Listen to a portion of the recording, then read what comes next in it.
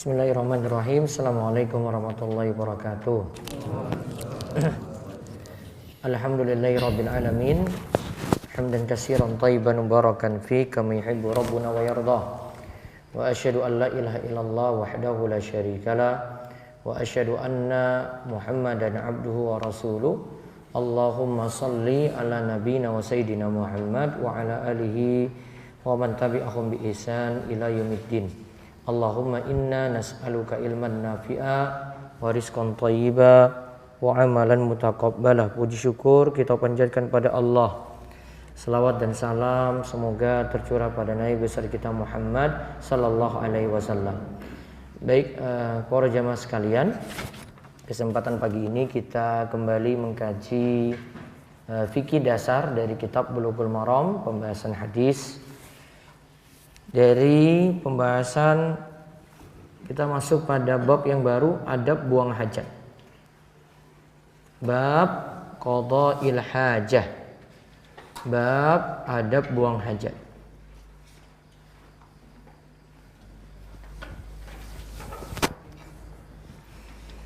Nah, nanti kita lihat beberapa hadis di sini.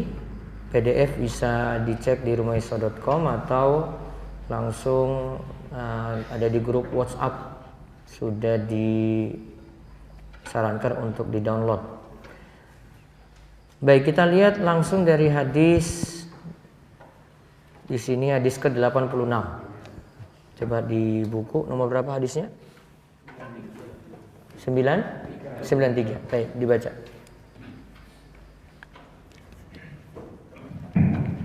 Nah, kita baca, tidak boleh membawa sesuatu yang bertuliskan nama Allah dalam kamar kecil. Saya baca hadisnya dulu. Hadis ke-86 di terjemahan saya. An Anas bin Malikin radhiyallahu anhu qala kana Rasulullah sallallahu alaihi wasallam idza dakhala al-khala'a wada'a khatamahu akhrajahu al-arba'ah wa huwa ma'lulun. Dari Anas bin Malik radhiyallahu anhu, ia berkata, Rasulullah sallallahu alaihi wasallam jika masuk kamar kecil, beliau melepaskan cincinnya. Jika masuk kamar kecil, beliau melepaskan cincinnya. Wada'a khatamahu. Beliau melepaskan cincinnya. Diriwayatkan oleh akhrajul arba'ah wa huwa ma'lulun. Diriwayatkan oleh yang 4, hadis ini ma'lul. Maksudnya ini dikeluarkan Ibnu Abu Dawud, Tirmidzi, An-Nasa'i, Ibnu Majah. Hadis ini memiliki cacat, sebagaimana dikatakan oleh Syekh Abdullah Fauzan. Terus faedah hadis. 1. Cincin Nabi Shallallahu Alaihi Wasallam terdapat ukiran yang terdiri dari 3 baris, yaitu Muhammad 1 baris, Rasul 1 baris, dan lafaz Jalalah Allah 1 baris. Demikian disebutkan oleh Anas bin Malik. Ya, disebutkan oleh Anas bin Malik, tulisan Muhammad Rasulullah itu terdiri dari 3 baris. 1 baris tulisannya Muhammad, 1 barisnya lagi tulisannya Rasul, 1 baris lagi tulisannya lafaz Jalalah Allah. Ya, terus Anas juga menyatakan bahwa cincin Nabi Shallallahu Alaihi Wasallam ada di tangannya. Setelah itu berpindah pada Abu Bakar, setelah itu berpindah pada Umar bin Al-Khattab, lalu cincin itu berpindah pada Utsman. Namun sayang cincin tersebut jatuh pada sumur Aris dan tidak ditemukan. Nah, cincinnya itu ada. Setelah Nabi SAW wafat, berpindah pada Abu Bakar. Setelah itu berpindah lagi pada Umar. Setelah itu berpindah lagi pada Utsman. Nah, di tangan Utsman cincin tersebut jatuh. Akhirnya jatuh di sumur Aris. Dan tidak ditemukan lagi. Cincin itu jatuh di sumur Aris dan tidak ditemukan lagi. Jadi orang di zaman itu yang tahu peristiwa itu tidak menemukannya gitu.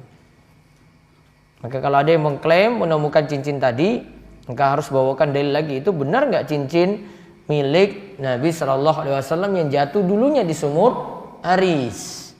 Terus yang kedua, Membawa sesuatu yang terdapat nama Allah itu dimakruhkan. Nah, di sini dimakruhkan ketika masuk dalam kamar kecil. Ya, dimakruhkan ketika masuk ke dalam kamar kecil. Nah, ini yang kaitannya dengan adab buang hajat. Sesuatu yang ada nama Allah itu tidak dibawa. Tidak dibawa masuk ke dalam kamar kecil. Terus yang ketiga, jika yang dibawa masuk dalam kamar kecil bertuliskan ayat Al-Quran, jelas terlarang. Sebagian ulama menghukumi haram. Membawa seperti ini termasuk menghinakan Al-Quran. nah, bawa ayat Al-Quran atau bawa mushaf Al-Quran. Jadi Al-Qurannya bentuknya dipegang terus dibawa masuk dalam kamar kecil, di dalam toilet. Ini terlarang, nggak boleh. Sebagian ulama menghukumi haram. Karena apa? Sebabnya ini menghinakan Al-Quran, membuat Al-Quran itu jadi rendah. Nah, termasuk juga di sini ini jadi sebab terlarangnya jimat saking Al-Quran atau jimat saking ayat Al-Quran.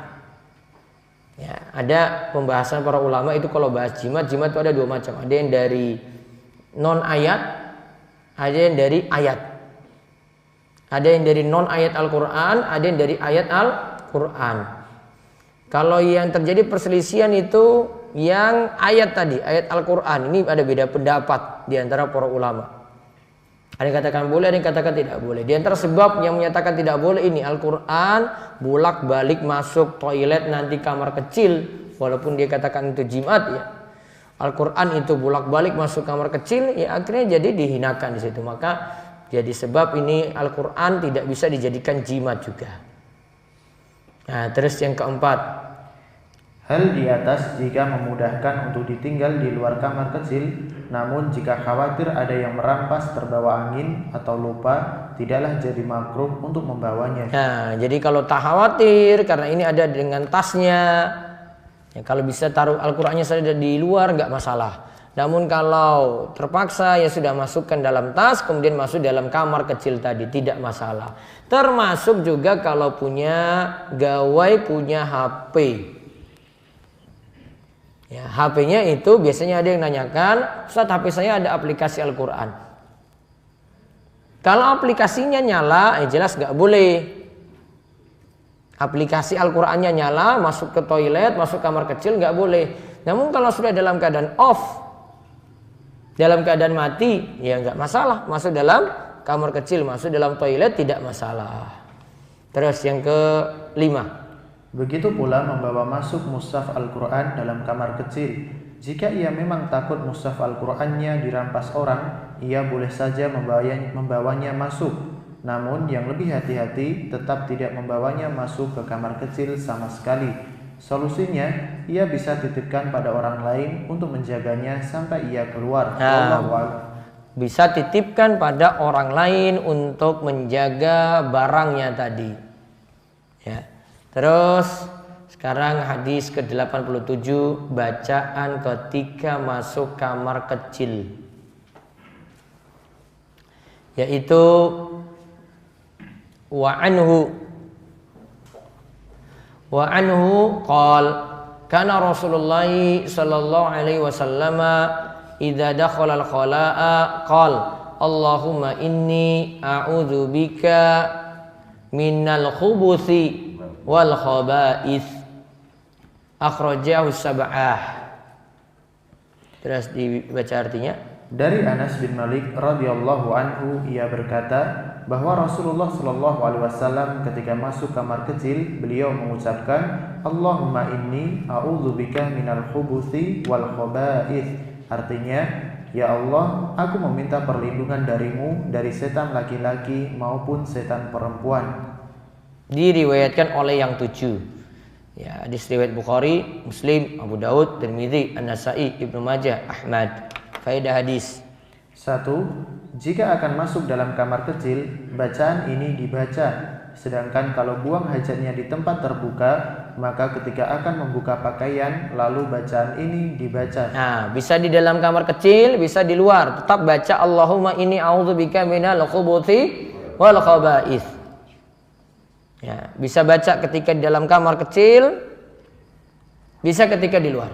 Terus. 2. Kata khubuthi adalah bentuk jamak dari kata khabith yang dimaksud adalah setan laki-laki. Kata khaba'ith adalah bentuk jamak dari kata khabithah yang dimaksud adalah setan perempuan. Nah, sekarang lihat kosakatanya. Kan tadi bacaannya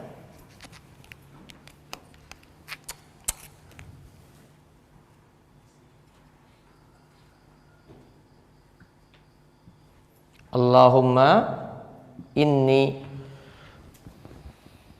a'udzu. Ya Allah, aku minta perlindungan bika padamu minal khubusi. Nah, sekarang yang kita bahas tuh minal khubusi.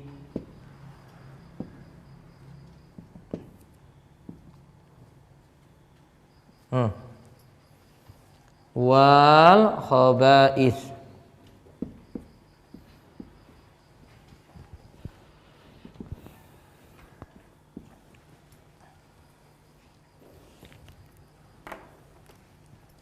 Khubusi itu berasal dari, itu bentuk jamak dari kata khabith. Ini khabith. Dari kata khabith.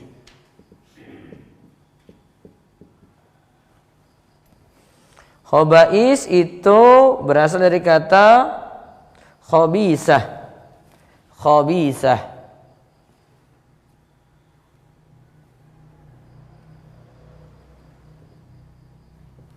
Khabisatun.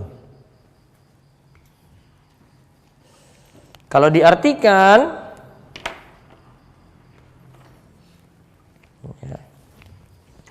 habis itu setan laki-laki, ini setan laki-laki.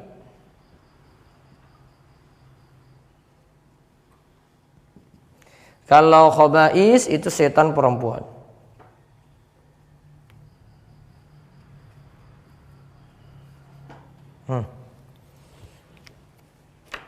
Ya. Nah, ada cara baca kedua lagi. Coba dibaca. 3. Bisa juga dibaca khubuthi, artinya kejelekan. Sedangkan khaba'ith berarti yang memiliki kejelekan. Bacaan ini berarti meminta perlindungan dari kejelekan dan pelaku kejelekan. Nah, lihat. Bisa juga ini khubuthi itu dibaca baknya ini minal khubuthi, baknya disukun. Beda lah. Kalau tadi baknya itu di dhamma khubuthi. Kalau ini khubuthi. Ya. Khubuthi dengan khubuthi beda. Kalau khubuthi baknya sukun.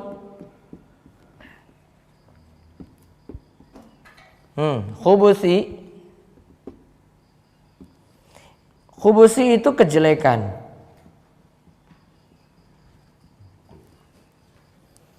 Pasangannya khaba'ith.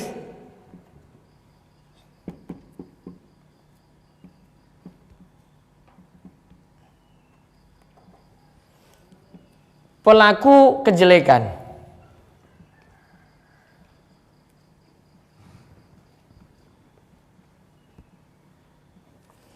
Ada dua cara baca ya. Ini 1, 2.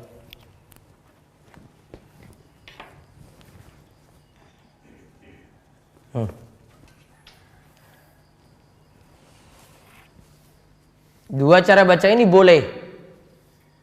Nah, itu makanya bahasa Arab itu ada ya buku tidak pakai harokat. Nah, itu tujuannya kayak gitu. Memang asalnya dulu itu orang nganggo harokat. Ada dua cara baca. Ya. Karena nggak ada harokatnya. Nah, cara bacanya lihat dari ahli bahasa itu. Ada sisi nahwunya, sorofnya, ada kosakatanya gitu.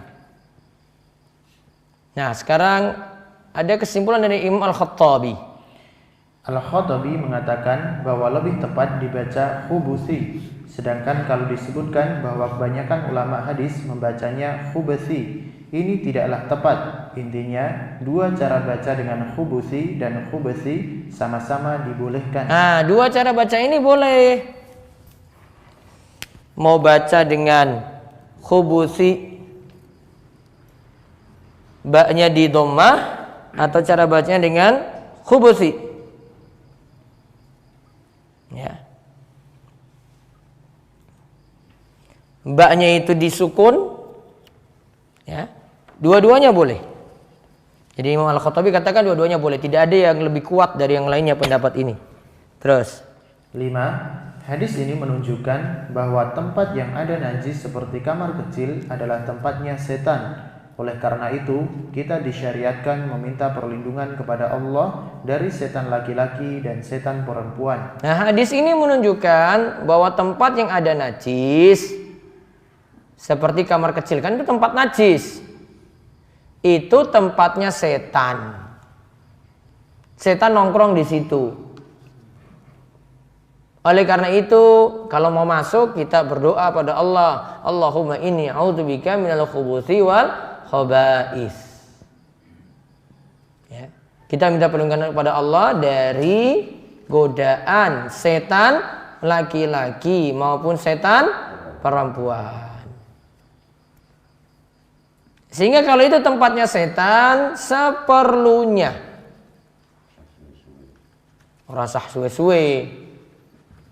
Ya. Gak malah hafalan di situ. Hafalan lagu. Album campur sari muneh. Karena tempatnya setan, jangan lama-lama, sesuai hajat gitu. Ya.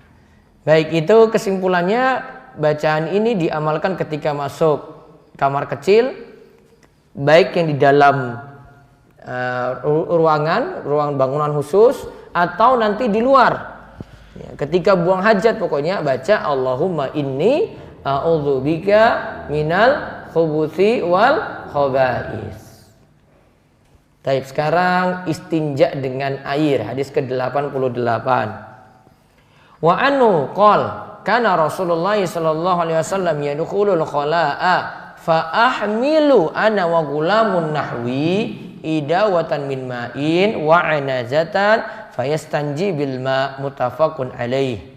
Dari Anas bin Malik radhiyallahu anhu, ia berkata, Rasulullah shallallahu alaihi wasallam pernah masuk kamar kecil. Ketika itu, aku dan bocah semisalku membawa wadah kecil berisi air dan juga tombak pendek. Lantas beliau beristinja dengan menggunakan air. Muttafaqun alaih. Nah, Rasulullah SAW masuk kamar kecil. Ketika itu aku dan bocah semisalku membawa wadah kecil berisi air. Jadi wadahnya itu berisi air untuk apa? Nanti istinja, cebok. Ada juga tombak pendek di situ. Nah, beliau beristinja dengan menggunakan air. Jadi sini dipakai apa? Air untuk istinja, untuk bersih kotoran setelah buang hajat.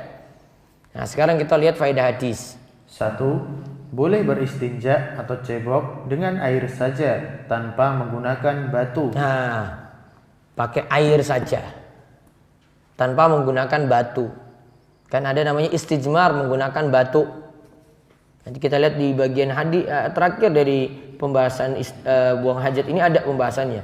Ada gunakan batu, ada gunakan air, mana yang lebih afdol, nanti akan ada bahasannya. Terus kedua, ketika buang hajat hendaknya mempersiapkan diri. Cek dulu air ada enggak. Ya, masuk toilet walaupun kesusu, coba cek dulu. Kan ada toilet yang nggak ada air. Tisu. Iya kan? Tisu apalagi gitu. Air saja nggak ada kalau di tempat kita. Sudah masuk dalam, ya Allah nggak ada airnya, kerannya mati nggak ada air. Terus kepiye kalau kayak ngono Pak? Kalau kamar mandi rumah sendiri gampang. Kalau tempat umum nggak ada persiapannya kayak gitu nantinya. Cek dulu, oh ini ada airnya nih, sudah saya masuk dalam sini. Itu. Kalau nggak ada air, oh cari tempat lain lagi gitu. Kelamaan ya sabar-sabar, tahan pokoknya. Sebenarnya orang nganggo jimat. Apa nganggo apa? Karet itu ya kalau wong kene ya. Kalau kebelet apa pakai apa? Batu. Nah, itu nyambungnya di mana coba? Nyambungnya dikantongi. Kalau di filmnya Butejo itu karet itu loh. Nah, iya dong, dia kasih karet ini kamu tahan arakmu ya itu. Iki sih nganggo iki sik. Karet kan dikasih kan. Diajarin jimat itu. Macam-macam aja ya untuk nahan itu.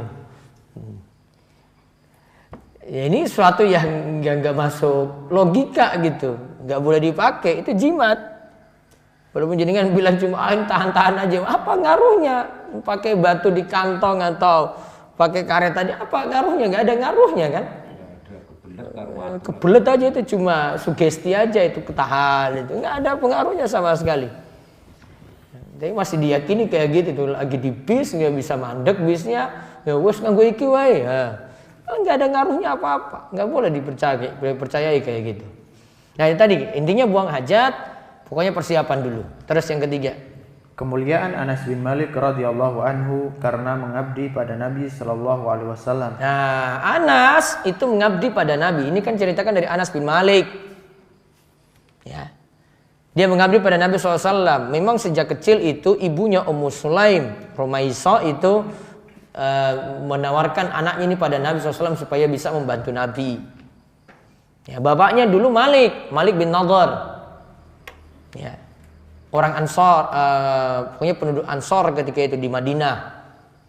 Ya, bapaknya ketika Nabi SAW itu datang ke Madinah, akhirnya masuk Islam. Nah, si ibunya masuk Islam, bapaknya nggak mau. Akhirnya bapaknya pergi ke Syam, terus meninggal dunia. Nah kemudian baru ibunya itu Ummu Sulaim, ya ada yang meminang, namanya Abu Tolha. Abu Tolha ketika meminangnya masih kafir.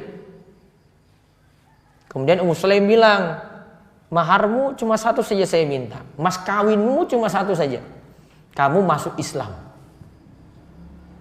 Ya, mas kawinmu cuma satu saja. Apa? Kamu masuk Islam. Kemudian menikahlah Abu Tolha dengan Ummu Sulaim. Anas bin Malik itu yang menikahkan. Berarti ini jadi dalil anak lanang itu bisa menikahkan ibunya. Yang rondo, yang janda. Tapi kalau di aturan Kemenak nggak boleh, nggak ada. Di aturan Kemenak nggak boleh karena Syafi'i. Kalau Syafi'i tidak boleh anak menikahkan ibunya, dia jadi wali untuk ibunya nggak boleh. Karena kan urutannya apa? Ayah, kakek, terus saudara, terus anak saudara apa berarti? Keponakan, ya. Terus keponakan, terus paman. Habis paman baru anak dari paman, sepupu. Anak lanang nggak bisa. Ada alasan sendiri kalau dalam mazhab Syafi'i. Ini menunjukkan bolehnya. Nah, kemudian dinikahkan, terus kisahnya yang berikutnya lebih bagus, kisahnya Abu Tolha dengan Ummu Sulaim. Ketika putranya Abu Tolha Ummu Sulaim itu meninggal saat kecil, Ummu Sulaim tidak kabari. Ya kalau zaman kita itu yang nggak di WA, nggak di SMS, pokoknya ketika pulang ya cuma biasa saja. Padahal sudah dikubur putranya tadi. Nah, terus dilayani malam itu, malam istimewa. Ya. Kemudian hubungan intim setelah sebelumnya itu makan malam, baru kemudian sudah selesai hajatnya, baru diberitahu. Gimana kalau kamu punya titipan, terus yang nitip ambil lagi, boleh atau tidak? Jawabannya apa? Boleh. Ya boleh, silakan. Dia punya titipan kok, dia punya barang. Iya, anak kita sudah diambil yang menitipkan. Wah, akhirnya emosi berat. Besok pagi lapor pada Kanjeng Nabi Sallallahu Alaihi Wasallam. Rasulullah, masa istri saya kayak gini? Nabi cuma katakan, emangnya a'rastumul lailah, semalam itu kalian dalam keadaan seperti malam pertama? Iya wahai Rasulullah. Ya, kemudian Nabi SAW itu doakan keberkahan. Semoga Allah memberkahi malam kalian. Akhirnya lahirlah keturunan dari hubungan tadi. Kemudian dari keturunan tersebut lahir 8 orang anak hafiz Al-Quran. Itu dari pernikahan Abu Talha dengan Ummu Sulaim. Nah, baik. Jadi Anas tahu keadaan Nabi SAW. Dia buang hajat bagaimana. Sama seperti istri-istri Nabi SAW nanti riwayatkan hadis-hadis tentang mandi. Karena orang dalam tahu aktivitas. Beda dengan sahabat-sahabat yang di luar itu nggak tahu aktivitas dalam rumah. Ya, yang tahu seperti ini, yang tahu aktivitas Nabi SAW di dalam rumah, yaitu seperti Anas bin Malik, terus ada istri-istri beliau, ya. Nah, itu lebih tahu. Maka nanti kalau kita sampai bahasan mandi junub, nanti ada Aisyah riwayatkan, ada Maimunah itu riwayatkan tentang tata cara mandi, karena tahu. Kalau sahabat-sahabat yang lain, yang laki-laki kan nggak tahu. Nah, orang dalam yang lebih mengerti, ya, perilaku Nabi SAW itu ketika mandi tadi. Nah, terus hadis berikutnya tentang buang hajat menjauh dari pandangan orang. Ini paling tepat kita praktekkan di mana ini? Hah? Di mana? Yang alas juga tuh?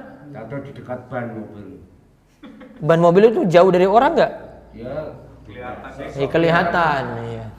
Kan pinggir jalan tuh. Nah, jauh dari orang. Yang alas gimana? Yang alas pi? Pak? Hah? Jauh dari orang atau gimana? Bisa nggak itu? Balik gunung misalnya. bisa. Misalnya alasku kene tau, di balik gunung kono, wow, aku arakmu kayak pipis, nggak ada yang lihat. Bisa? Bisa.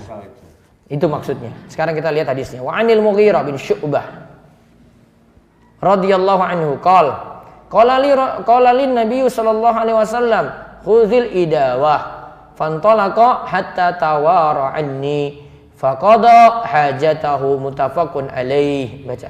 Dari Al-Mughirah bin Syu'bah radhiyallahu anhu, ia berkata, Nabi sallallahu alaihi wasallam mengatakan padaku, ambillah wadah itu. Lalu beliau pergi menjauh dari pandangan orang sampai aku tidak melihatnya. Lalu beliau buang hajat. Muttafaqun alaih. Nah, Nabi SAW katakan, khudhil idawa, ambil wadah itu. Lalu yang beliau praktekkan, ini praktek Nabi SAW ya, fantolak hatta tawara anni. Beliau pergi menjauh dari pandangan orang sampai aku tidak melihatnya. Lalu beliau buang hajat. Muttafaqun alaih. Hadis ini riwayat Bukhari dan Muslim. Sekarang faedah hadis. Hadis ini jadi dalil dianjurkannya menjauh dari pandangan orang ketika buang hajat. Nah, dianjurkan jauh dari pandangan orang ketika buang hajat. Nah, sekarang ini ada 1, 2, 3, 4 hadis.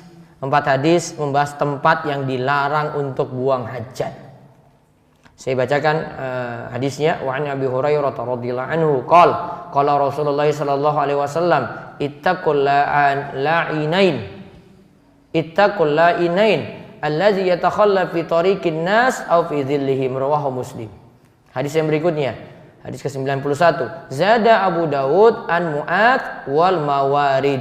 Hadis ke-92, wali Ahmad an Ibni Abbasin aw naq'in ma'in wa fihi madhafun. Hadis ke-93, wa akhrajahu Tabrani an-nahya an tahtil asjari al-muthmirati wa dhaffatin nahri al-jari min hadis Ibnu Umar wa bisanadin dhaifin. Ya, baca. Dari Abu Hurairah radhiyallahu anhu, ia berkata bahwa Rasulullah shallallahu alaihi wasallam bersabda, jauhkanlah dirimu dari 2 perbuatan terkutuk atau terlaknat, yaitu suka buang air di jalan umum atau suka buang air di tempat orang berteduh. Hadis riwayat Muslim. Nah, di jalan umum sama di tempat orang berteduh. Berteduh itu orang mampir situ. Bisa jadi di bawah pohon. Bisa jadi mana lagi? Gubuk. Ya, orang berteduh lagi di halte bis gitu. Ya kan? Orang berteduh di situ.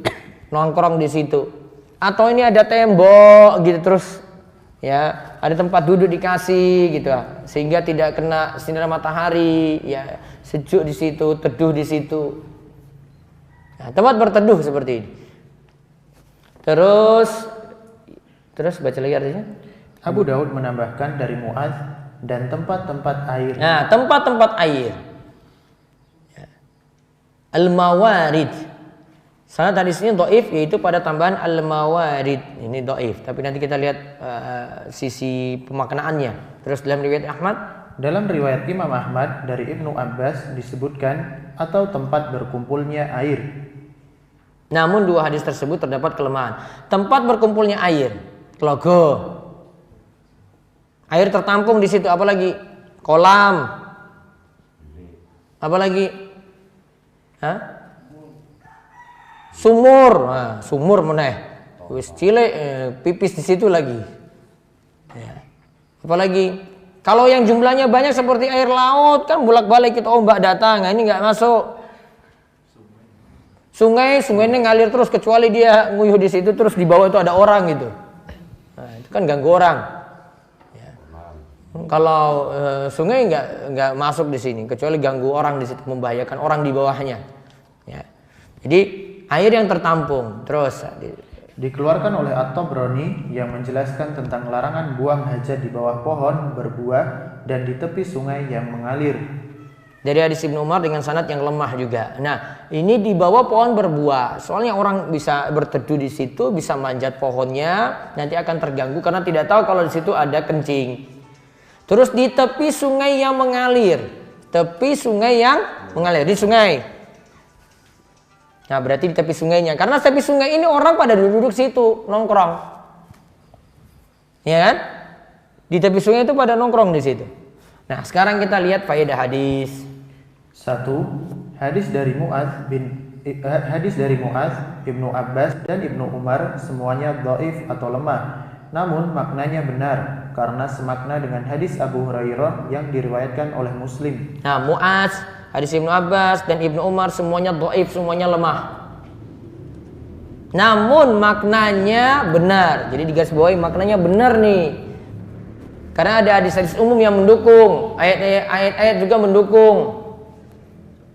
Karena tempat-tempat tadi itu ganggu orang lain dengan adanya kencing di situ. Karena semakna dengan hadis Abu Hurairah yang diriwayatkan oleh Imam Muslim nomor 90 tadi. Semuanya semakna. Maka Ibnu Hajar berani menyebutkan walaupun dhaif.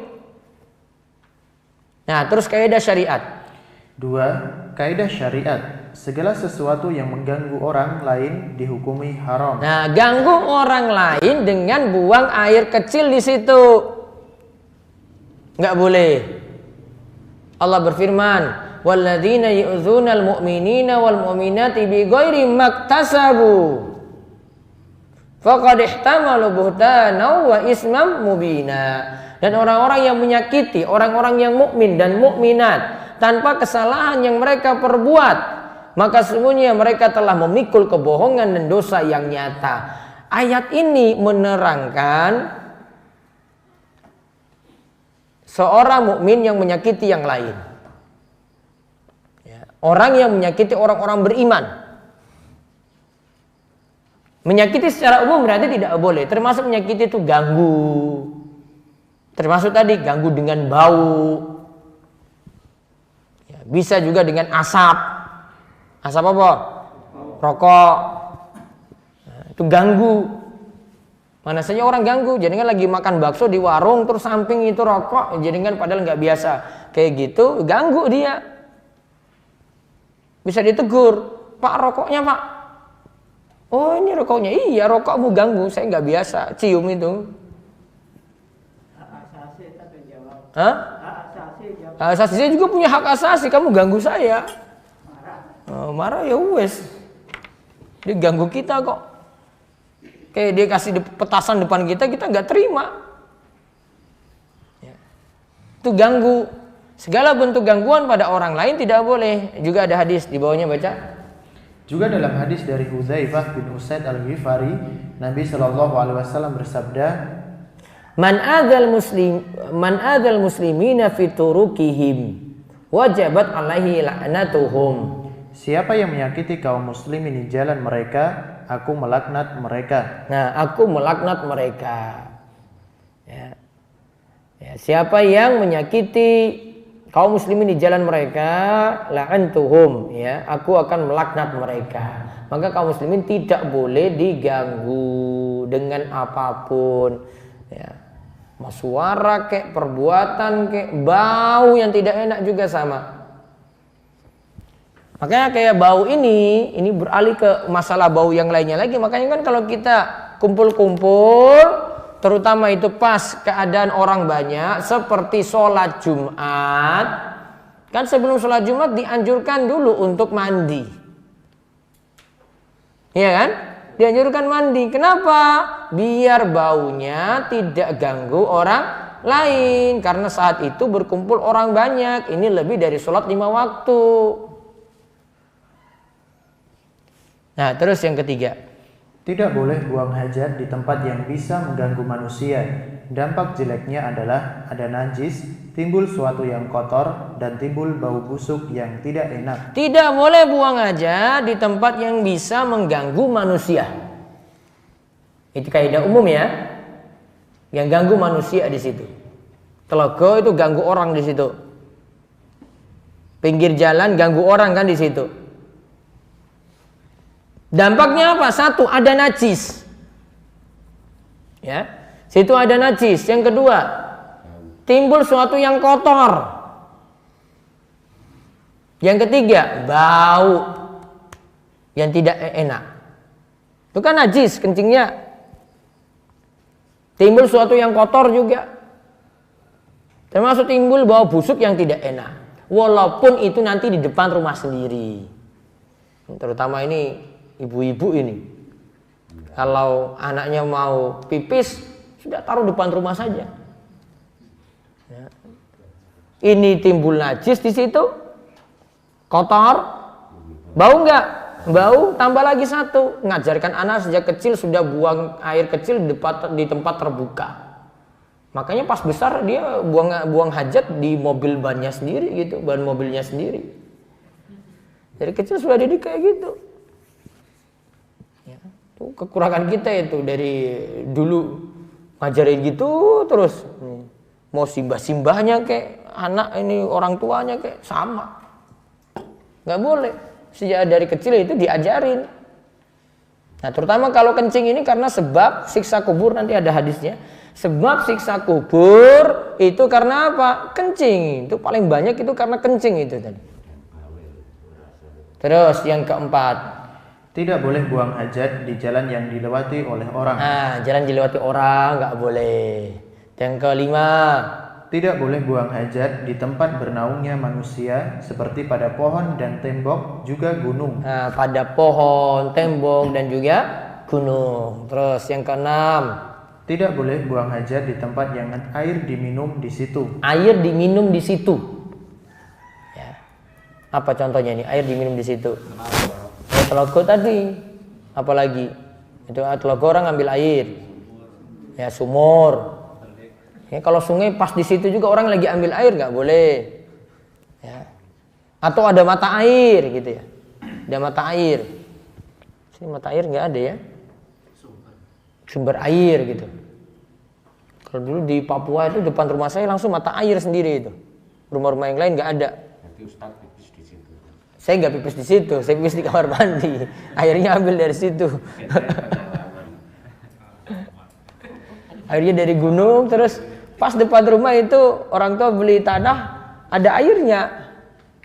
Jadi sejak kecil saya sudah punya kolam renang sendiri itu, karena airnya di situ. Bukan sombong, air kotor kok, belum diambil jernikan kok. Namanya bocah. Nah. Terus berapa? 5, 6, 7. Tidak boleh buang hajat di tempat berkumpulnya air. Tempat berkumpulnya air tadi ya, tidak boleh. 8. Tidak boleh buang hajat di bawah pohon yang berbuah sehingga buah jatuh di situ dan jadi najis. Padahal orang lain butuh mengambilnya. Nah, coba lihat buahnya pas jatuh ada kotoran di bawah coba. Kan orang nggak tahu itu. Buahnya jadi masalah. Terus orang di situ mau ngambil juga jadi sulit. Ya. Makanya tadi disebut musmirah, pohon berbuah gitu. Terus 9. Tidak boleh buang hajat di pinggir sungai dan pantai. Nah, di pinggir sungai dan pantai. Kenapa kalau di pantai? Ya orang bolak-balik jalan. Kalau dia langsung ke tengah gitu orang masalah. Ya. Kalau di pinggir kan masih ada orang di situ. Apalagi buang air besar, coba lihat. Pas kotorannya dia ganggu aja. Walaupun dia bilang nanti ombak nanti yang ini, enggak, buktinya masih ada gitu ombak, enggak pergi-pergi bawa itu pergi, enggak. Nah, terus hadis yang terakhir untuk hari ini. Menutup diri dan dilarang bicara saat buang hajat. Ya, menutup diri tertutup, ya. Terus dilarang berbicara saat buang hajat, enggak ngobrol. Ngobrol gimana dia? Oh, kamar mandinya nyambung gitu ya. Oh iya. Nah. Ngobrol, termasuk juga kalau ngobrol sini nggak boleh main game. Kalau anak-anak sekarang itu main game, dia bawa masuk HP dalam main gitu sampai rampung. Ya. Dia main PUBG kayak main apa kayak masuk dalam itu main. Anak sekarang itu. Nah, terus kita lihat hadisnya. An Jabir radhiyallahu anhu qala Rasulullah sallallahu alaihi wasallam idza taghawwata ar-rajulani falyatawara kullu wahidin minhuma an sahibihi wa la yatahaddatsa fa innallaha yamkutu ala dzalik rawu Ahmad wa Suhaib ibn Sakkan wa Ibnul Qattan wa huwa ma'lulun. Dari Jabir radhiyallahu anhu ia berkata, Rasulullah sallallahu alaihi wasallam bersabda, apabila dua orang buang hajat, hendaklah masing-masing bersembunyi dan tidak saling berbicara. Karena Allah membenci perbuatan yang demikian itu. Nah, disebut di sini Allah membenci. Fa innallaha yamkutu ala dzalik. Allah membencinya.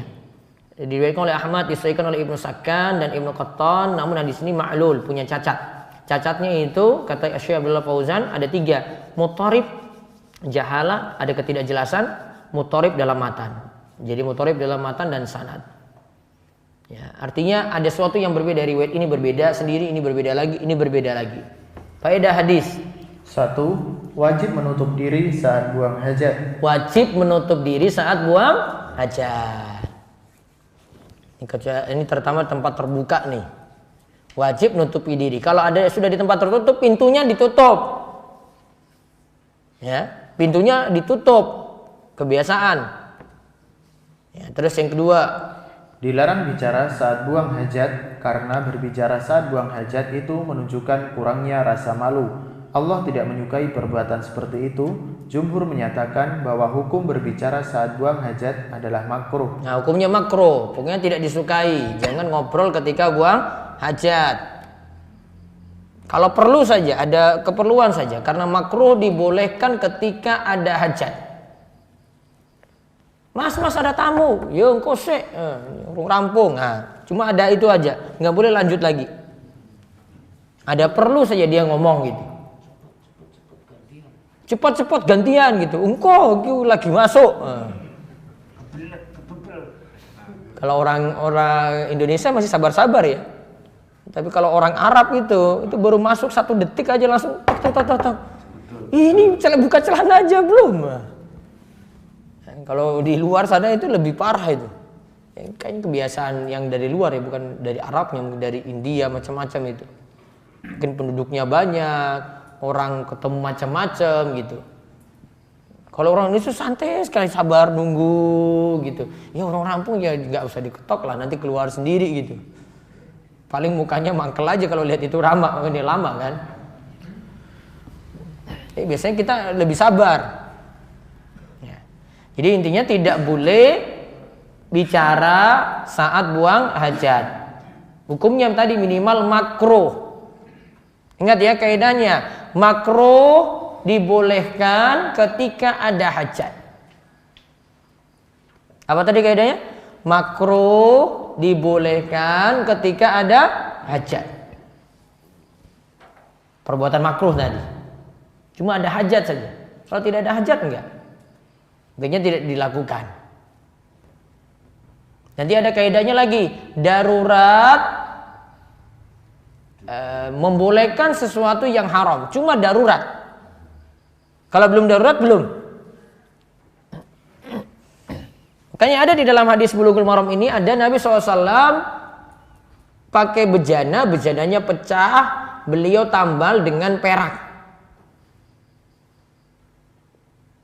Padahal perak itu tidak boleh jadi bejana, nggak boleh jadi wadah. Tapi Nabi SAW ambil perak kemudian ditambali tadi wadahnya atau bejananya. Menunjukkan ini boleh, ya, ini boleh. Boleh ketika apa? Ada hajat. Ini bukan darurat. Tapi kalau keadaan darurat, nanti kalau keadaan darurat membolehkan sesuatu yang diharamkan. Dua hal bertemu nih. Kita timbang-timbang. Ini haram, ini haramnya lebih parah. Ambil yang lebih ringan. Contoh, dia berada di daerah dokter kandungan, itu cuma laki-laki saja. Ya, dokter kandungannya cuma laki-laki saja. Cari dokter perempuan nggak ada, dokter kandungan perempuan nggak ada. Darurat nggak? Darurat. Saya nggak ada tempat lain nih. Istri saya mau periksa, istri saya mau melahirkan. Berarti boleh sesuatu yang tidak boleh tadi jadi boleh ketika darurat. Itu darurat nggak tadi? Darurat.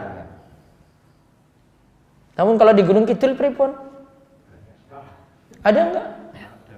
Dokter kandungan perempuan ada enggak? Ada. Ya sudah, cari perempuan berarti. Ya, cari perempuan dulu. Ada perempuan, ya sudah, ke ibu-ibu dulu. Diurus sama yang perempuan, namanya kayak gitu. Ada bidan juga.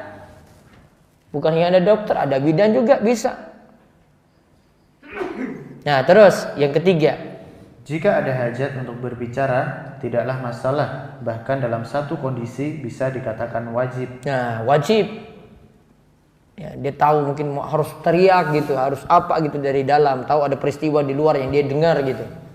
Nah, dia bicara. Kadang bisa sampai wajib. Ada orang yang butuh ditolong, dia teriak gitu dari dalam gitu. Ya. Atau mungkin dia terkunci dalam kamar mandi gitu ya. Dia teriak. Mas nggak boleh bicara dalam kamar mandi. Ya aku kekunci, kepiye. Nggak pakai aturan gitu. Mau teriak ya teriak. Tolong ini kekunci. Dia minta tolong, wajib. Jadi wajib. Kayak tadi tidak berlaku karena jadi wajib, hukumnya berubah. Nah, baik, nanti di pertemuan berikutnya, insya Allah Sabtu depan, ya, kita nanti bahas menyentuh kemaluan itu boleh enggak dengan tangan kanan. Terus ada buang hajat yang lainnya sampai nanti posisi buang hajatnya ini gimana? Boleh menghadap kiblat ataukah tidak? Nah, itu nanti kita bahas di pertemuan berikutnya insya Allah. Baru setelah ada buang hajat, baru masuk mandi junub. Baik, ada pertanyaan silahkan. Ya, coba mic. Nah, ini mic dari mana? Ini coba, ini Pak, ini Pak. Ini aja. Ya. Ya, nanti pertanyaannya dari sini, terus dari Zoom setelah itu, nanti dari Radio DS juga silakan. Monggo. Assalamualaikum warahmatullahi wabarakatuh. Ya, waalaikumsalam warahmatullahi wabarakatuh. Yang kami tanyakan dulu sewaktu mungkin belum ada tisu ya. Kalau belum ada tisu ya. Sewaktu di ladang itu biasanya membersihkan kotoran anak-anaknya itu dengan daun. Biasanya nyebut daun itu kemudian untuk membersihkannya. Nah, gimana itu? Baik. Boleh menggantikan air dengan sesuatu yang lain asal memenuhi 3 syarat. Menggantikan apa tadi? Air. Kan pokoknya tetap air dulu ya. Kita itu yang bersih, yang paling bersih ya air. Kalau ada, misalnya pas musim kering atau di ladang itu nggak ada air. Nah ini boleh ganti dengan benda lain asalkan terpenuhi 3 syarat.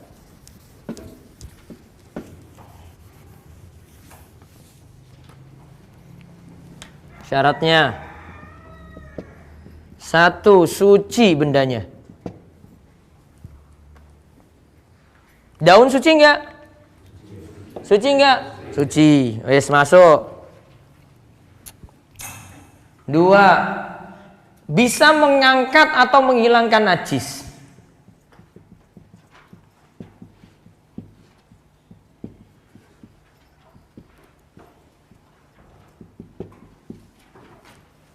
Daun bisa enggak? Bisa atau tidak? Bisa. Apa yang enggak bisa coba? Ayo Pak. Kocok. Licin toh? nggak bisa, nggak selesaikan masalah, nambah masalah. Ya, bisa mengangkat najis. Daun tadi bisa nggak? Bisa, wes masuk. 3. Bukan sesuatu yang berharga. Nganggo duit 1000. Ya. Nganggo roti. Masih punya nilai toh? Masih. Atau itu ada milik yang lain. Kucing ada di ladangnya, ditarik kucing tadi, dibersihin pakai ekor kucing. Nah, nggak bisa. Milik yang lain. Suci, tadi daun suci nggih. Terus bisa menghilangkan najis nggak daun? Bisa. Sesuatu yang berharga? Enggak kok. Enggak ini. Tisu juga sama. Tisu kan suci. Ya kan? Terus bisa menghilangkan najis tisu? Bisa. Terus sesuatu yang berharga? Enggak, ini tisu toilet. Ya walaupun beli, tapi kan khusus, peruntukannya khusus. Baik. Terus ada lagi? Ya. Mic sana dulu ya. Assalamualaikum warahmatullahi wabarakatuh. Waalaikumsalam warahmatullahi wabarakatuh. Ya, langsung saja. Misalnya ini wudhu di kamar mandi, tapi kamar mandi itu bersih, tidak ada kloset, cuma untuk mandi. Wudhu di dalam kamar mandi, kamar mandinya bersih, resik, terus Tidak ada kloset, itu masih dibolehkan. nggak ada kloset, masih boleh. Makasih. Berarti situ cuma pipis saja misalnya Ji. Nah, yang penting disiram, bersih toh. Sudah nampak sudah nggak ada bau lagi. Setelah itu buang hajatnya sudah nggak ada. Nah, setelah itu wudhu boleh. Baik. Ada lagi depan.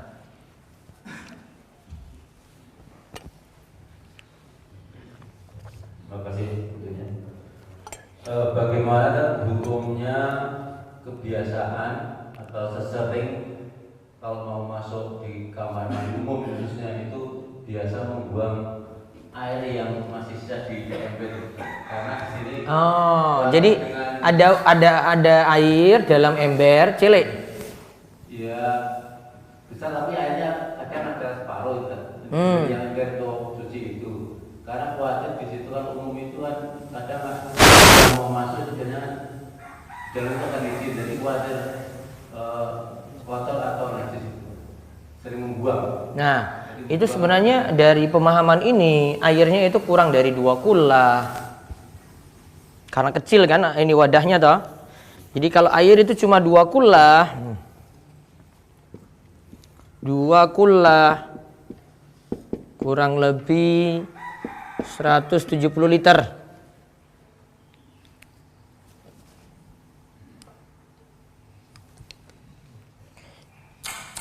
Jika najis itu masuk pada air 2 kullah, kurang dari 2 kullah ya, kurang dari 2 kullah, najis masuk,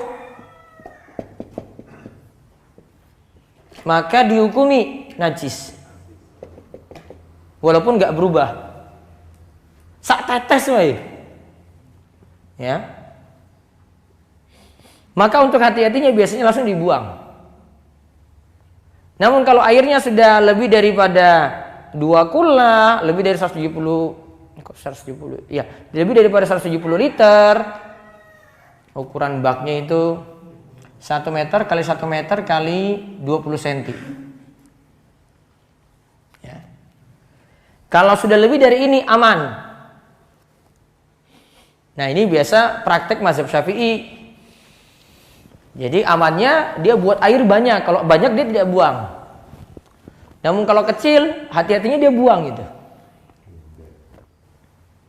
Namun sih ada pendapat yang lainnya, air tersebut masih suci selama kita nggak tahu kalau itu jadi najis dengan bau, rasa atau warna yang berubah.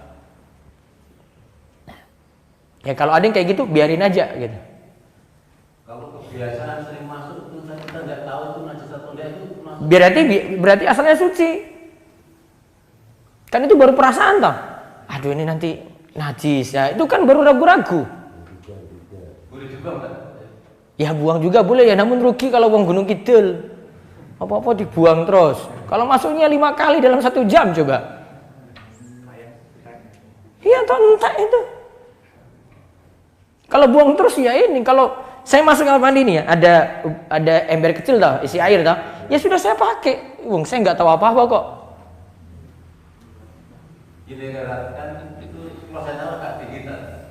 Terus yang dibukanya itu di agak di bawah gitu kan. Dia khawatir kalau tadi orang pas kencing. Kan nggak tahu. Sudah kalau nggak tahu pakai aja. Toiletnya bisa tinggi ya. Saya itu cuma toilet yang ini. Nanti kapan-kapan kalau kalian ke Masjid LDI deh. Toiletnya itu tinggi, bukan tinggi. Lubangnya itu sampai bawah sekali lubangnya. Iki atasnya tuh.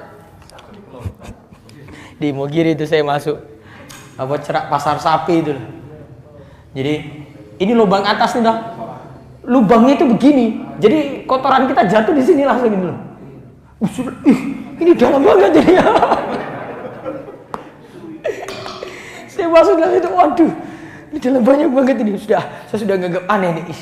Ini apa nih? Bang Haji, bodoh atau toiletnya itu aneh nih. Apa tujuannya coba? Apa? Iya biar nggak balik. Ya kotorannya jatuh ya nggak naik, nggak ini kan, nggak cipratan ke atas kan. Kita pun terlalu berlebihan. Sampai kayak gitu itu loh. Baru seumur hidup baru lihat toilet kayak gitu. Ini kok jeruk banget ya iki.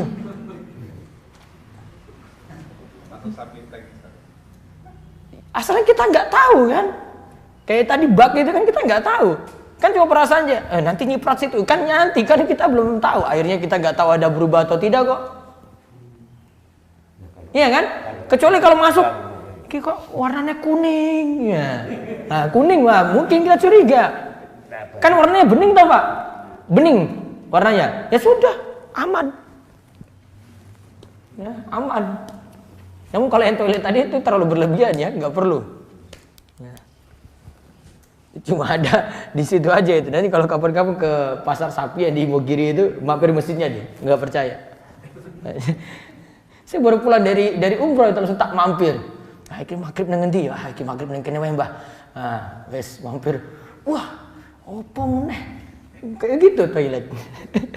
Ternyata saya pernah dialog dengan yang dulu jadi pembesarnya, dia sekarang jadi dai-nya gitu. Terus sudah tobat kan dia saya tanya langsung, "Kok toilet kalian kayak gitu tuh dulu?" Iya itu saat itu untuk jaga-jaga biar kotorannya nggak naik. Oh iya, wes sudah paham. Saya tanya langsung. Ada lagi mana? Boleh. Assalamualaikum warahmatullahi wabarakatuh. Ya waalaikumsalam warahmatullahi wabarakatuh. Ustaz, yang ingin saya tanyakan berkaitan dengan doa, karena doa tadi diawali dengan kita konser. Apakah itu disyariatkan atau gimana? Di luar toilet baca minimal mulutnya umi. Qomat kamit. Jangan di dalam. Di luar berarti. Terus yang kedua itu berkaitan dengan buang hajat kecil atau pipis. Kalau jauh dari daun ataupun batu bisa. Jauh dari apa? Daun dan batu. Jauh dari daun dan batu. Terus Ya. dihilangkan atau diusap dengan gabus rokok.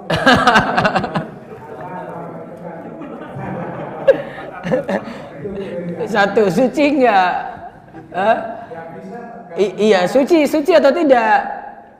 Oke, bos didik. Gabus rokok tadi toh, saya tanya ini, suci enggak? Jorem kok orang yakin? Coba kayak ngomong najis depan perokok coba. Suci toh? Bisa hilangkan enggak? Gur cilik kok, gur semene. Kepiye bolak-balik? Oh mungkin ada 5 mungkin gitu ya, terus di iya wes ya taruhlah hilang lah, ya hilang ya. Suatu yang berharga enggak? Enggak. Ya wes ora apa-apa. Cilike Cilik kuwi lho. Ngurus mene. Maksudnya kan ada 10 kayak tali. Ada 10 di tali mungkin ya Pak ya. Ya tapi kurang gawean juga nama-nama. Serak suwen. Ada lagi coba. Coba. Assalamualaikum warahmatullahi wabarakatuh. Ya, waalaikumsalam warahmatullahi wabarakatuh. Yang saya tanyakan mengenai air yang kena kencing atau di telaga itu, Ustaz. Air kencing di telaga. Kena kencing, jadi kencing di dalam Telaga. Terus jumlahnya banyak nggak? Banyak nggak? Iya, berarti airnya tidak terpengaruh najis. Ini kan tadi, kalau najisnya itu banyak, bukan najisnya banyak, apa? Jumlah airnya banyak, najisnya sedikit lah, berarti kan nggak ngaruh.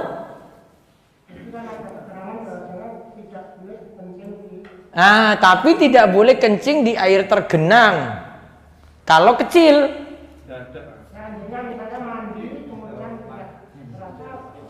Oh, kegaweannya simbah-simbah iki pas di telaga nih, juruk ini. Ngompol.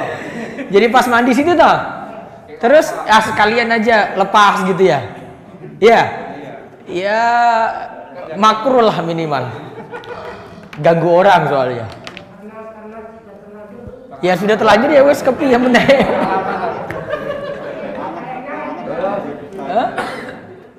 Airnya nggak jadi najis karena kencingnya sedikit, airnya melimpah. Itu, tapi besok-besok nggak boleh ulang lagi.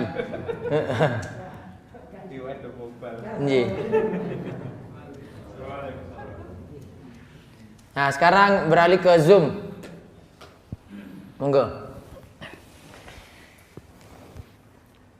Baik, sebelum saya panggil yang resken, saya bacakan terlebih dahulu via chat, Ustaz.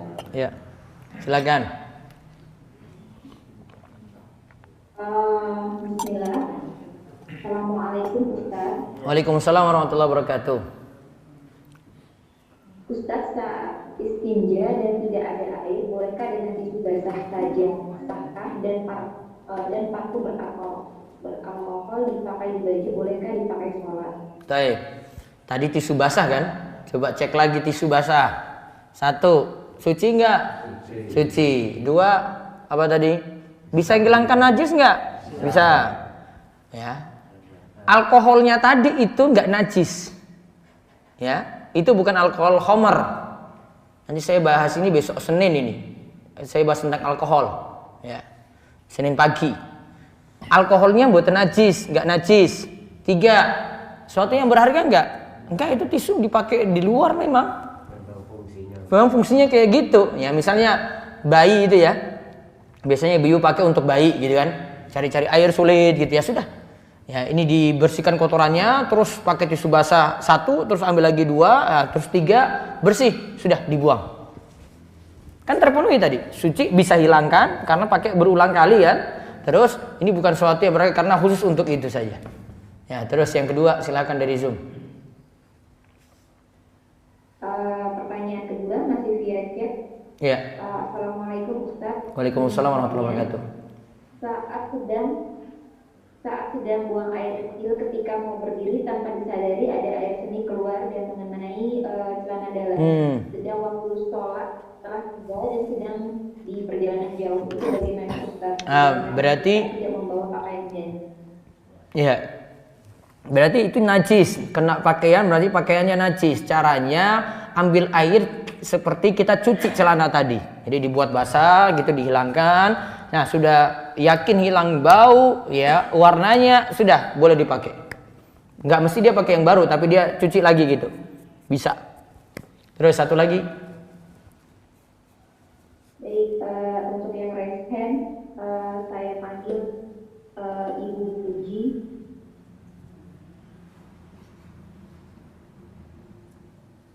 Ibu Puji. Assalamualaikum Ustaz. Ya, waalaikumsalam warahmatullahi wabarakatuh. Ustaz, apa mau bertanya tapi di luar tema? Iya, silakan. Ya, jadi kan dulu itu si Mbah pernah ini mau tentang nanya tentang Aquarius. Hak waris ya. Jadi mbah tuh ngasih waris ke anaknya, cuma qadarullah dari salah satu anak mbah itu ada yang meninggal.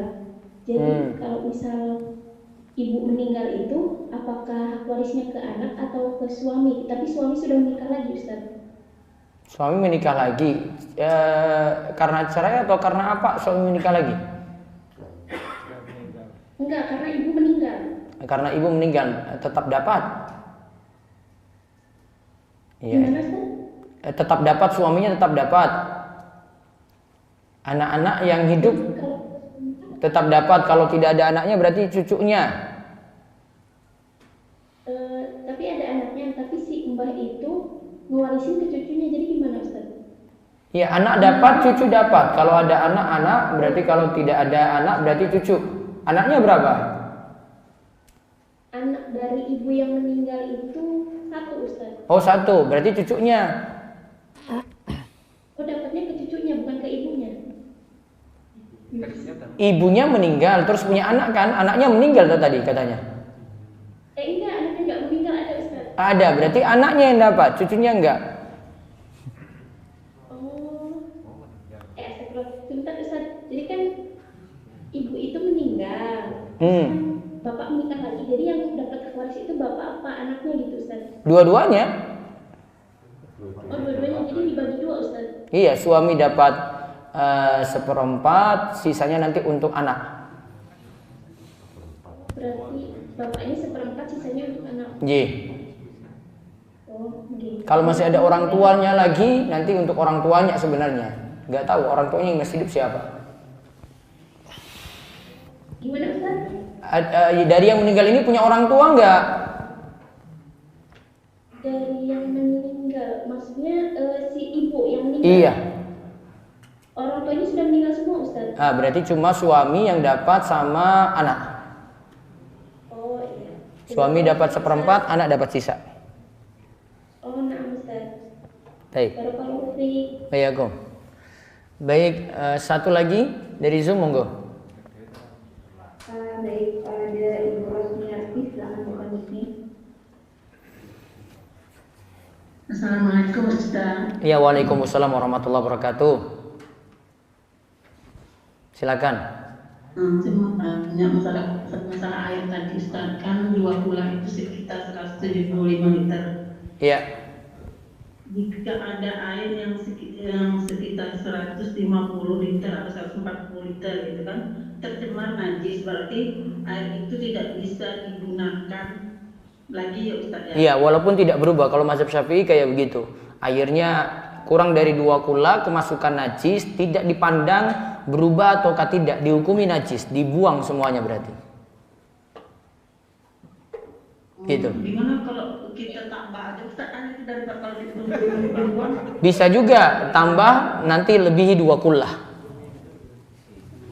Jadi 200 liter gitu kita tambah. Iya, tambah 200 liter, jadi lebih dari 2 kula, boleh. Daripada eman-eman dibuang, betul. Ya.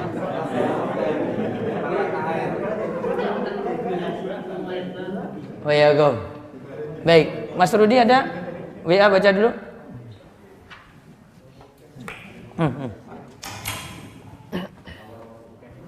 Ya.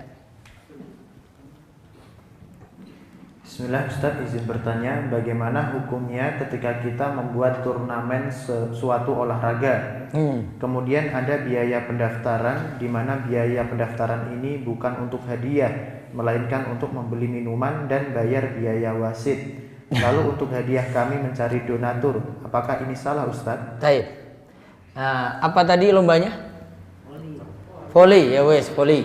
Terus pakai uang pendaftaran nggak? Pakai. Ya kan?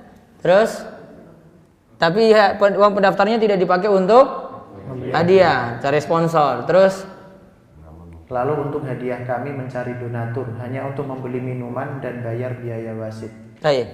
Kalau pendapat jumhur, ya lombanya masalah. Dari sisi lomba boleh diikuti tapi tidak boleh menerima hadiah. Karena Nabi SAW itu katakan dalam hadis, la sabaqo illa fi khuffin aw naslin aw hafirin. Tidak boleh menerima hadiah kecuali pada 3 lomba saja. Pacuan unta, ya, memanah, pacuan kuda. Apa tadi? Pacuan unta, memanah, pacuan kuda. Atau yang dimisalkan dengan ini. Atau yang dimisalkan dengan ini, yaitu sama-sama bertujuannya untuk dukung jihad. Ada apa ya dukung jihadnya? Menembak, ya kan? Menembak, masuk. Apalagi? Bela diri masuk nggak? Masuk bela diri.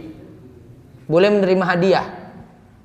Tapi ya, tidak boleh urunan untuk hadiah tadi dari tiap peserta juga sama. Untuk dapat hadiah ini peserta nyumbang. Kenapa lomba ini tidak boleh menerima hadiah? Alasan logisnya diberikan oleh Imam Ibnul Qayyim. Beliau punya kitab namanya Al-Farosiyah, yaitu tentang masalah lomba kuda gitu. Ya. Di antara alasannya karena lomba seperti ini akan membuat orang termotivasi untuk jadi orang yang ahli di bidang tadi dibandingkan untuk jadi seorang ilmuwan atau seorang ulama. Coba aja sekarang tanya pada bocah-bocah itu. Ya. Lebih senang jadi pemain bola seperti Messi daripada dia itu belajar tinggi-tinggi kuliah. Apa kowe arek main? Oh, aku arek enggak kayak Haji mbokku pokoknya arek jadi pemain profesional. Iya kan? Cita-cita orang nanti akan terbatas pada itu. Mau cita-citanya tinggi, pokoknya saya sudah dapat yang enak kok. Ya, saya sudah dapat yang enak. Lombanya boleh, tetapi untuk masalah hadiah. Ya, untuk masalah hadiah. Karena hadis ya itu spesifikkan, ya khususkan cuma 3 lomba saja. Tidak lebih daripada itu, kecuali yang sama ya, sama juga lomba keagamaan masuk di dalamnya.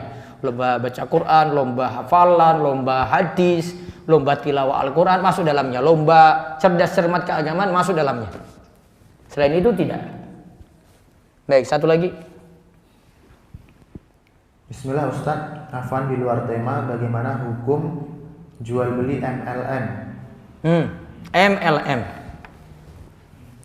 Perlu jelaskan nggak? Main tobat iki sekalian. MLM itu terserah. Ini saya nggak pandang produk Islami atau produk apa ya. Coba, Mike. Bahasa lengkapnya ada di YouTube. Sudah bahas tuntas. Ketika jenengan daftar MLM, walaupun cuma butuh produk saja ya. Nih masuk nih daftar nih ya. Pakai uang daftar nggak? Iya, uang. Jadi anggota toh? Ya. Dia beli produk.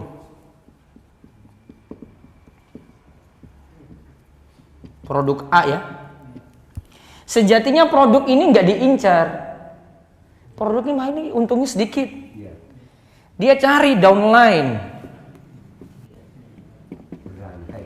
Iki dapat entok bonus iki. Ini downline meneh, iki downline lagi. Ini downline. Di bawahnya downline ada lagi, ada lagi, ada lagi, ada lagi, ada. Nah, terus. Produk dia beli, tapi bukan maksud pokok. Untungnya bukan di sini, untungnya di mana? Bonus. Keadaannya yang terjadi itu gini, ini misalnya sak Gunung Kidul nih ya, KB MLM ya. Ya, ini saya apply nih gitu. Nanti suatu ketika grafiknya jadi gini nih, ini dapat, nanti turun-turun nggak ada orang lagi, sudah habis semuanya jadi anggota. Terus mau cari yang mana lagi yang bawa coba? Sudah dapat banyak ini ya, satu titik nanti jadi mengerucut, anggotanya habis. Iya toh? Misalnya cuma sebatas Gunung Kidul ini ya. Yang rugi yang mana? Atas apa bawah? Bawah. Oh, atas sudah ini. Kipas-kipas. Yang biasanya, yang jenengan lihat dia bisa pergi ke luar negeri, dapat mobil, dapat ini. Mah itu cuma sedikit orang yang di atas ini. Yang lainnya itu rugi semua itu di bawah tuh. Bolak-balik nawarkan barang sana sini ora payu. Kenapa? Sudah jadi anggota semuanya. Makanya kalau ada yang tanya MLM, saya jawab itu nggak usah daftar. Walaupun tujuannya cuma dapat apa? Produk. Adanya kamu dalam sistem membuat sistem ini makmur. Kan nanti semua alasannya, wes aku ini ada arah ini kok produknya kok ora ini. Semua produk coba, semua produk. Tapi kan sama aja. Nanti bawa juga ada downline-nya juga kan. Ada yang rugi nanti. Itu masalahnya. Mau produknya mau jual apa terserah. Sistemnya yang masalah. Jadi sejatinya bukan beli produk, namun dia inginkan apa? Bonus. Namun zolimi yang lain. Terserah produk mau apa ya? Ada produk kaset-kaset Islami, ada produk video-video Islami, ada. Itu di Arab sana kayak gitu. Namun sudah dikritik gitu oleh ulama-ulama. Ya, dikritik. Kalau calo beda ya, calo ya. Saya kasih tahu calo itu beda calo. Calo ini satu orang cari, dapat keuntungan dari yang dia dapat saja, tak? Bukan downline ke bawah. Ya tak? Ini si A dapat dari si B kan? Cuma dapat untung dari si B kan? Si C kalau dia dapat lagi gini, untung nggak? Enggak. Putus. Itu bukan calo ini bukan percaloan. Jadi dapat anggota di bawah itu bukan percaloan. Beda. Kalau percaloan putus.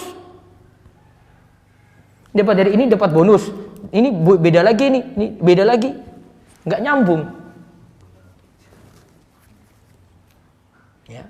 Maka kalau ada yang nanya, saya Ustadz boleh nggak masuk dalam saya mau beli produk MLM? Nggak usah. Kamu beli produk pasti disuruh daftar. Jadi anggota dulu, syarat beli produk kayak gitu, jadi anggota. Makin banyak jadi anggota, sistemnya untung. Solusinya apa? Keluar dari keanggotaan karena rugikan yang lain. Zolim, pokoknya ada situ zolim. Dan yang membuat harta itu bermasalah dari jual beli itu karena ada zolim di dalamnya. Baik, cukup yang kita bahas pagi ini ya. Insya Allah kita akan ketemu lagi Sabtu dan Ahad depan. Kemudian wonten pengumuman nanti setelah sarapan pagi saya akan sholatkan jenazah orang tuanya Pak Parji yang biasa jadi MC sama Pak Wasji itu adik kakak. Orang tuanya kemarin malam meninggal. Ya, silakan kalau ada yang mau turut serta habis sarapan pagi, cuma dekat itu di dekat lapangan kesana sedikit. Tempat orang tuanya langsung. Ya, demikian. Nanti ada kalau daurah yang sore itu untuk ibu-ibu ya. Kalau mau ikut nanti saya bikin 2 minggu lagi. Nanti ada daurah kitab Qaidul Arba. Nanti ada bukunya Muslim Tetapi Musyrik itu loh. Nah, itu nanti mau didaurahkan lagi Sabtu dan Ahad. Sementara yang kemarin saya bilang tafsir Al-Fatihah ini hanya untuk ibu-ibu. Ya, karena lagi penyesuaian dulu, penyesuaian. Kalau ini bisa, nanti yang lainnya nanti bisa ngundang yang lainnya lagi. Baik, demikian kita cukupkan. Ya, jangan lupa setelahnya sholat isyraq, kita tutup dengan doa kafaratul.